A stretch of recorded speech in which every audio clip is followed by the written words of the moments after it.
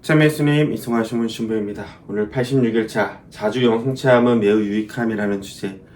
영성체를 자주 하는 것은 하느님을 내 안에 모시기에 굉장히 중요하지만 더 중요한 것은 영성체를 자주 모심으로써 그 은총을 망각하지 않도록 스스로 경계하고 주의하는 점입니다.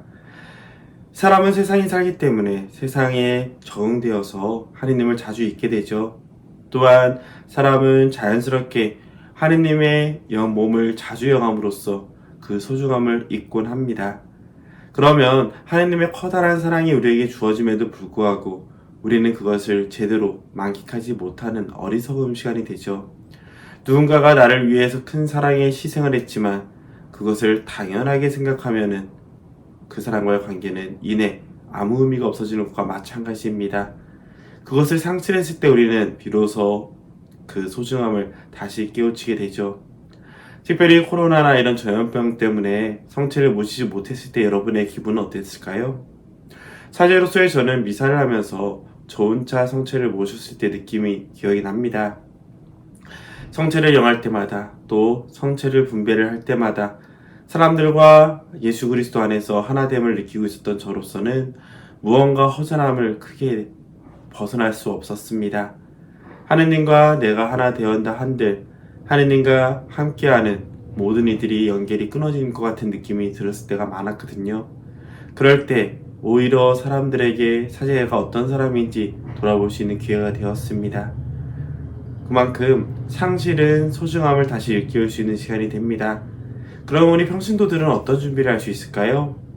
성체를 자주 영하지 못하는 순간에는 성체를 영함으로써 그 소중함을 깨울 수 있지만 자주 영하는 그 시대에는 다시금 성체가 아니라 다른 것에 마음을 두기 십상입니다. 그렇기 때는 자주 물론 영적 지도 신부님 혹은 본당 신부님과의 이야기를 통해서 결정하면 좋겠지만 일정 기간 동안 성체를 모시지 않고 내 마음의 변화를 살펴본 후 다시 성체를 모시는 방법도 좋은 방법이겠고요. 또 하나는 성체를 영할 때마다 미리 준비를 충분히 하고 미사에 참여하는 겁니다.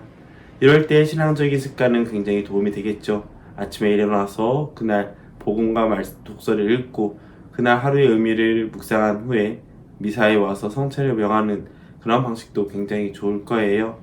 이렇게 준비를 하지 않으면 하느님을 향한 또 나에게 다가오시는 하느님의 사랑을 우리는 온전히 누릴 수 없게 됩니다. 그 점에서 영성체를 하는 것은 사람에게 어떤 힘을 줍니까? 라는 것에 우리가 잊지 말아야 할 점들이죠. 죄를 멀리하고 선을 향할 수 있는 강한 힘을 줍니다. 라는 것. 자주 예수님을 모심으로써 예수님을 다시 기억하고 예수님의 사랑을 깨닫고 하루를 거룩하게 보내는 가장 중요한 시간이라는 뜻입니다. 저 같은 경우는 제 마음에 닿은 문장으로 천상의 은혜를 영하고 그 은총을 얻기 위해 힘쓰겠습니다. 라고 얘기를 했습니다. 하느님의 커다란 사랑 그 자체인 사효성과 하느님의 사랑을 받고자 하는 인간적인 노력, 인효성을 저는 믿기 때문이죠. 사람이 노력을 하지 않으면 그만큼 사랑을 받지 못합니다. 이미 충분히 주어진 사랑이지만 인간의 노력으로 그 사랑을 깨닫지 못한다면 내 삶에는 아무런 변화가 없거든요.